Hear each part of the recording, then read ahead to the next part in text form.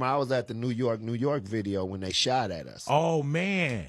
Yeah, man. Yeah, they could have killed us. They had a sniper sniping from like a mile away, and we was in the trailer smoking a blunt, and Snoop got up to pass me the blunt, and it was like, I was like, I heard something, and then and the window shattered.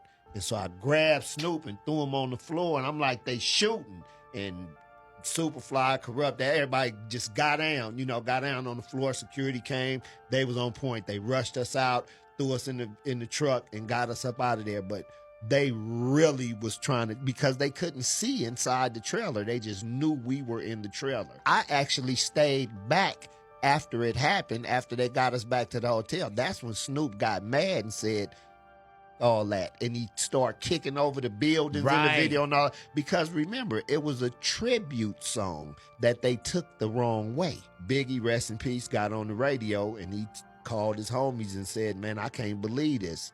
Could you believe they out here and they doing a song called New York, New York? And I don't want to get caught up in a lot of stuff, but when Big goes on radio and say that, do you feel like it was igniting something? Most definitely, but it was out of a misunderstanding. Gotcha. You know, it was a misconception of the song. For more than a decade, Tracy Lamar Davis, known everywhere as Big Tray Deee, stood tall in hip-hop royalty, a platinum-selling artist, a loyal soldier from Long Beach, and a straight-up legend tied to Dr. Dre himself. He wasn't acting tough for the cameras. This man lived everything he rapped about, but trouble didn't take long to find him. Back in 2003, a street clash turned deadly serious, ending with an attempted murder conviction that sent him behind bars for 12 long years. Still, the drama didn't stop there. A heated royalty dispute with Snoop Dogg later blew up, stirring wild talk of betrayal inside the Eastsides. But with that situation, there was a shooting, I guess? Mm-hmm. So you shot at, was it at Snoop or? It was at his studio. Okay. So it was a shooting that took place at his studio in Diamond Bar. And they questioned Snoop and he said, I don't know nothing? When they did come and question him about the situation, yeah, he didn't mention my name at all. That's real right there. Yeah, that's my little bro, man. That's we what's good. up. Yeah, we good. Oh, but one of his security shot at me initially. Ah, okay. You know what I mean? Ah, okay. And, I responded in kind. So then you and Snoop got together afterwards. Y'all had a heart-to-heart conversation about it. Actually, I called him on the phone 5 years later. What's up? Hey, what's up? You know what I mean? And we just had our conversation. And, about like a couple minutes into the conversation, it was like, that was water under the bridge. And, he understood what it was. And he thought it was a little more to it than it was, which it wasn't. But, we good. We healed. Fans started whispering, was the bond broken? The streets couldn't stop talking. And so how did one of the most respected figures in the game end up fading into the shadows of hip-hop history? Let's rewind to where it all started. Before the fame, before the platinum plaques, Tracy Lamar Davis was just a young man molded by the hard streets of Long Beach, California. Born April 27, 1966, he grew up in a place where loyalty, respect, and survival weren't just words, they were rules to live by. He wasn't pretending to be a gangster, he was one, a certified OG insane crip who earned his rep block by block. By the time he ever grabbed a mic, Tray Deee had already faced real danger, handled real enemies, and learned never to tolerate betrayal or weakness. His authenticity was his weapon, the kind of raw truth that earned respect both in the streets and in the rap game. The same street code that made Tray Deee a respected name in the game also became the force that dragged him straight into chaos. In November 2003, the streets of Long Beach lit up after a tense confrontation ended in gunfire, and Tray Deee found himself in cuffs. Prosecutors went all in, pushing for an unbelievable 122-year sentence. Attempted murder, assault with a semi-automatic, illegal possession. They threw every charge they could at him, all tied to his gang ties, even though not a single bullet hit anyone. It was like the system wanted to bury him alive. This wasn't just another street beef. It was a warning about how brutal the justice system could be for anyone connected to the gang world in Los Angeles County. But the truth ran deeper than just one heated moment. Trey Deee had co-founded the Eastsidaz alongside Snoop Dogg and Goldie Locke, a move that was meant to unite their crews, the Insane Crips and the Rollin' 20s. The collab took off fast, dropping 1 platinum and 1 gold album. But behind the success, trouble was bubbling. Trey Deee later said he was cheated out of over $1 million in royalties, while the group got only a small advance. To make things worse, reports claimed Snoop's camp even charged the group for the flashy gold chains worn in their music videos, then wrote it off as a business expense after calling them gifts. That kind of move didn't sit right with Trey Deee. For nearly 2 years, he tried to handle it the right way, keeping it diplomatic, but when talks hit a dead end, he decided to face Snoop directly. He recalled that when he pulled up to talk, Snoop ran out of his house and hopped in his truck, and that only made the tension explode even more. The very next day, everything exploded. Reports say Snoop's people let shots off first, and Trey Deee fired back, turning a tense situation into a full-on street showdown. That one clash became the backbone of the Long Beach shooting case, tearing apart the fragile unity Eastsidaz had built between rival sets. With mandatory minimum laws hitting heavy, the courts weren't offering sympathy. Trey Deee was staring down a possible 122 years. With his future on the line, he took a plea deal in 2005 and got 12 years for attempted murder, stopping his career right when he was supposed to be hitting his peak. His sentence cut off his momentum instantly, removing one of the most authentic voices from the West Coast just as his influence was growing. But even before the prison gates closed behind him, Trey Dee's name wasn't built on music alone. It came from the way he handled pressure in the streets. He shifted between being an enforcer, a mediator, and a protector of the code he lived by. You wake up in the morning and say, I'm going to go out and I'm just going to set trip on some people. Every day. Every day. Every single day. I'm going to go harass somebody. A gun was a part of my wardrobe. While others paid for security or kept distance from drama, Trey Deee faced problems head-on, no hesitation. His realness became his badge of honor in Long Beach and across the West Coast rap scene. People respected him as one of the most genuine street figures in the industry, someone whose word meant something and whose loyalty stayed solid. That reputation wasn't made overnight. It came from surviving high-risk moments that most would never walk into. One major example came in 2001 during the filming of Baby Boy. Tension erupted when San Diego rapper J.O. Felony got upset with Snoop over the term Crip Hop, and the energy got heated fast. Trey Deee first thought about staying out of it, letting the issue unfold without jumping in. But once Snoop landed the first punch, everything changed instantly. Trey Deee and his crew reacted without holding back, showing just how quickly loyalty could turn into action when things got real on set. 16 Long Beach members stepped up to back Trey Deee instantly, showing how deep his influence ran. But once the fists stopped flying, he switched roles fast, from fighter to peacemaker. He didn't let the moment spiral into something bigger between different crews. Instead, he personally reached out to J.O. Felony to squash the tension, proving he had the ability to bring heat or calm whenever the streets demanded it. His mix of authority and diplomacy set him apart in a world where most people only knew how to move in one lane. Another example of his solid principles came during Dr. Dre's iconic Up in Smoke tour in 2000. The Eastsidaz were supposed to hit the stage after R&B singer TQ, which felt like straight disrespect to Trey Deee. He confronted the tour staff about the lineup and didn't hesitate to pull the whole group off the tour when things didn't change. No fists, no chaos, just a firm decision that showed he valued respect way more than fame or money. Even TQ felt the weight of that move.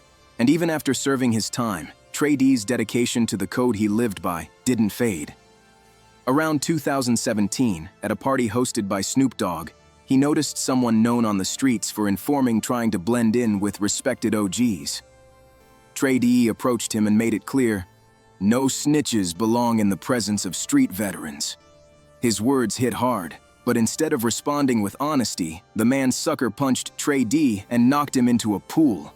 But Trey Deee climbed out calm and collected, not shaken or embarrassed. The moment only showed how unbreakable his principles were. Loyalty, integrity, and the unwritten rules he stood on stayed solid no matter how old he got, how famous he became, or how wild the situation turned. All of these moments prove one thing. Trey Dee's career was never just about music. He was a guardian of respect, a keeper of principles, and someone who lived by a code that shaped every move he made. He wasn't just a rapper, and he wasn't just a street figure. Deee was someone whose choices could spark conflict or shut it down, protect alliances or break them, and enforce the street rules that so many talked about but few truly lived. This mix of identities, artist and enforcer, mediator and authority, shaped his whole path in the music world and signaled the challenges that would later follow him into prison. Dee's ability to move in both spaces made him stand out fast. He could spit a verse on a platinum record, rock a global stage, then step right back into a neighborhood dispute and have everyone listening. His rep as both a protector and a problem solver wasn't something he inherited. He earned it brick by brick. Every test, every conflict, every decision strengthened the code he followed on and off the mic. By the mid-90s, West Coast hip-hop was booming, and Long Beach was becoming a major force in gangster rap. Dee's real-life experience and loyalty to the Crip culture made him the perfect link between the blocks and the studios. Both worlds respected him because he never pretended. Everything he said came from true experience. His professional journey kicked off in 1994, right as Snoop Dogg and Death Row Records were dominating the charts. Deee made his mark quickly with a feature on Snoop's Murder Was the Case soundtrack, jumping on the track 21 Jump Street, and showing he had bars backed by real history. Not long after, he popped up on Tha Dog Pound's 1995 album Dog Food with the track Reality, and kept the momentum going with features on Snoop's Tha Dogfather and several major soundtracks like Gridlocked and Flex and Sex Priceless.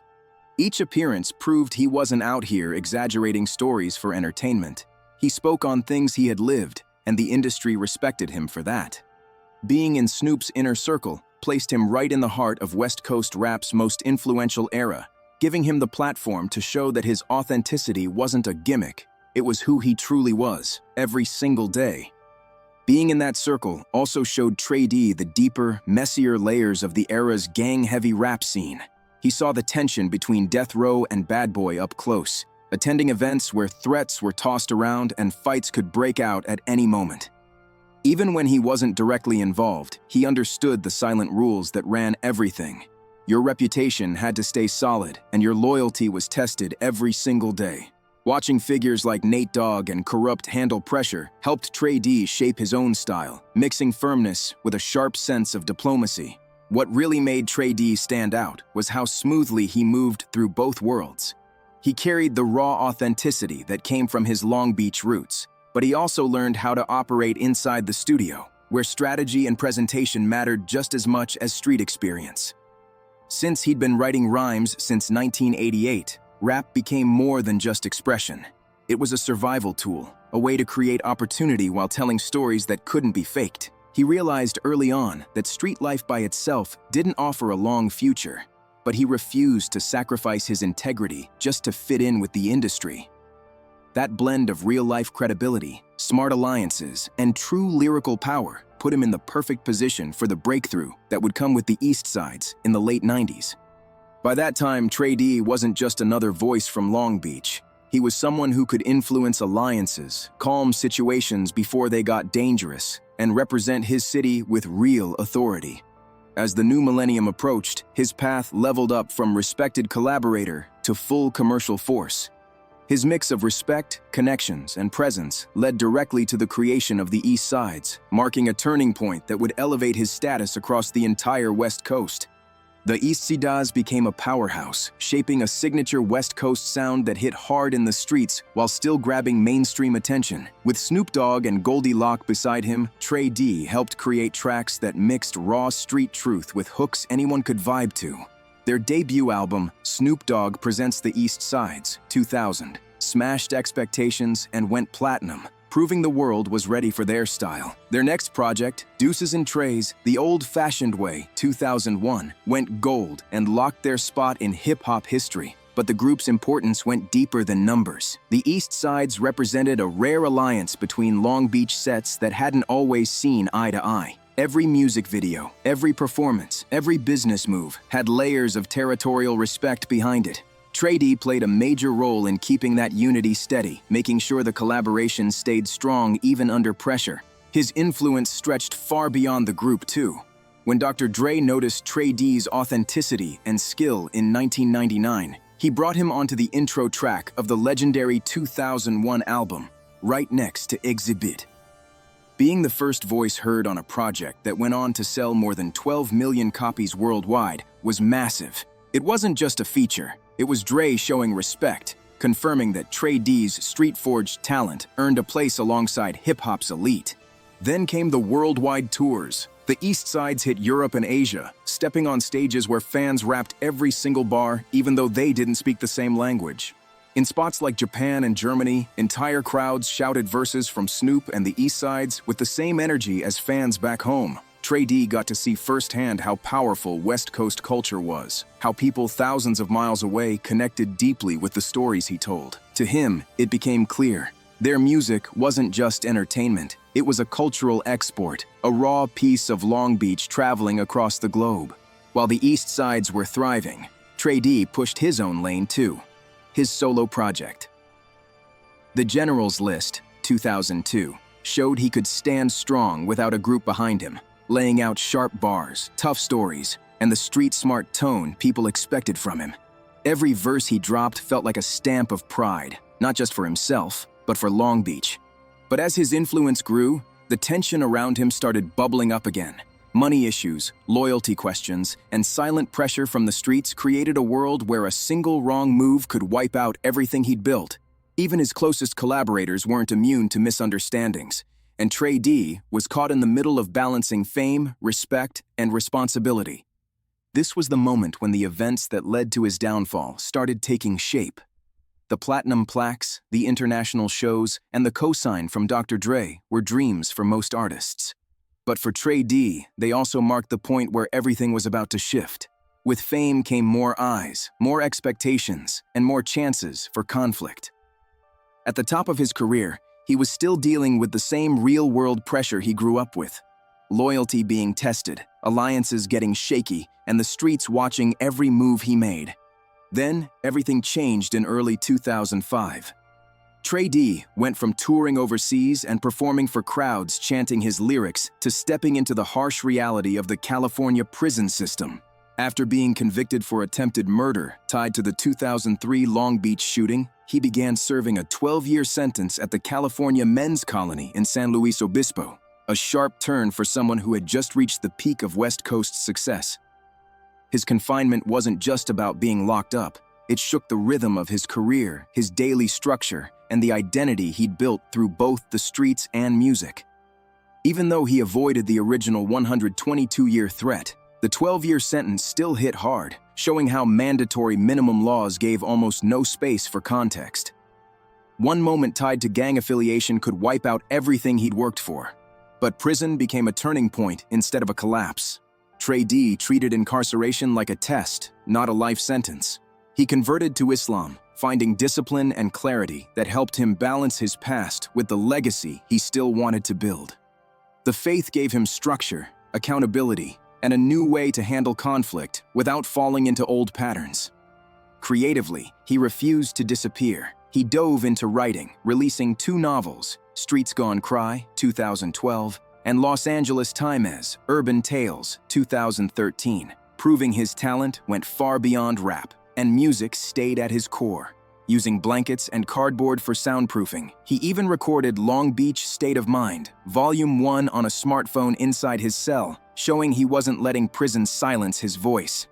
Recording music from his cell kept Trey Dee's voice alive, letting him stay connected to fans, collaborators, and the shifting West Coast scene. Prison also forced deep reflection. He examined the choices, loyalties, and outside pressures that helped push his life off track. The isolation gave him space to study his past with clarity and plan his future with purpose. By the time he walked out in April 2014, he had sharpened his discipline, strengthened his faith, and built up creative work ready for a comeback. His sentence became more than punishment. It became transformation. Even without stages or cameras, his commitment to craft, belief, and integrity stayed solid. Prison locked his body down, but his mind and voice stayed wide open. After 9 years behind bars, his release marked a new era. The man who once recorded a mixtape from a cell and rebuilt himself through Islam finally stepped back into freedom. But the world had changed. The streets weren't the same, the industry had evolved, and a new wave of artists ran the game. Still, Deee returned with the same drive and realness he was known for. He jumped right back into music, knowing he had to stay active and creative to regain his spot. That's when he launched his own label, Supreme Circle Music Group, setting the stage for the next chapter of his legacy. Between 2016 and 2023, Deee kept pushing out music through his label, dropping projects like The Third Coming, The General's List 2, The Certified Project, and Malice. Each release carried pieces of his journey, the resilience he built, the loyalty he valued, and his clear-eyed take on street life that never felt exaggerated. Collaboration stayed a key part of his comeback. Deee teamed up with Daz Dillinger, Corrupt, and Weasel Locke to form the supergroup Deee OGZ, dropping We Got Now and Next in 2016. The album showed he could still dominate a track while letting others shine, proving he remained a pillar in West Coast hip-hop even as the sound changed. His voice stayed raw, real, and respected, connecting veterans with the new generation. One of the most powerful moments came with the reunion of the Eastsides. After years of tension and legal trouble, many thought the trio was done for good. But Deee and Snoop managed to fix things while he was still locked up, rebuilding a bond that once looked broken. By 2014, they were back on stage together in Fresno and Inglewood, and in 2024, they dropped Still Easty, their first project together in more than 20 years, marking a full-circle moment nobody expected. The reunion wasn't just a throwback moment, it was a loud message that respect, unity, and shared history can survive real distance and real tension. Even after years apart and plenty of misunderstandings, the bond still stood strong. Yet, despite the new music, the reunions, and the packed shows, Big Deee is still slept on in the wider hip-hop world. His long absence created a generational gap, and while other artists stayed in the spotlight, his 9-year sentence froze the momentum he worked so hard to build. Add in the early financial drama that blocked him from fully benefiting from his early success, and his recognition never matched his impact. But his influence is still everywhere in West Coast culture. The flow, the honesty, the street code he lived by. It's all woven into the sound of the region. Dee's journey stands as a blueprint for survival and evolution, moving from Long Beach blocks to global tours, from a prison cell back to the studio with the same fierce dedication. He showed that real influence isn't about trophies. It's about truth, presence, and the strength to get back up after every setback. His story forces us to look at the hidden costs of loyalty, ambition, and the street rules that shape lives far beyond music. Big Dee's legacy is still being written, but it's already undeniable. In a world where fame fades fast, he proves that authenticity lasts even when the spotlight moves on. For anyone who truly understands his path, he's not a forgotten titan. He's a living reminder of resilience, loyalty, and the unshakable spirit of Long Beach. If you're rocking with this deep dive into clouded fame, make sure you like, subscribe, share, and drop a comment. Let's keep the story alive.